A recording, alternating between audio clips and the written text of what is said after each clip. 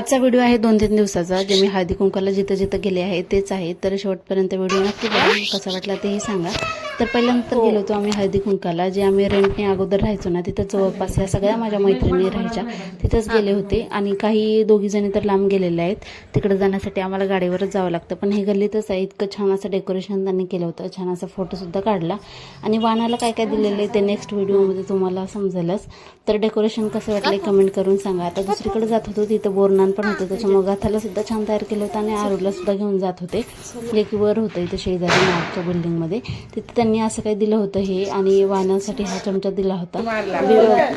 बोरनान हे आधीच झालं होतं. नंतर आम्ही घरमालकीणीकडे गेलो होतो, म्हणजे आमच्या काकूकडं. तिथं सुद्धा हळदी कुंकू वगैरे घेतला. आणि नंतर पुन्हा परत आम्ही एका ठिकाणी बोरनान होतं, तिथं सुद्धा जायचं होतं. आणि तिथं हा मुलाला सगळी असं चेंबत होते, भरपूर सारे मुलं झाले होते त्याच्यामुळे.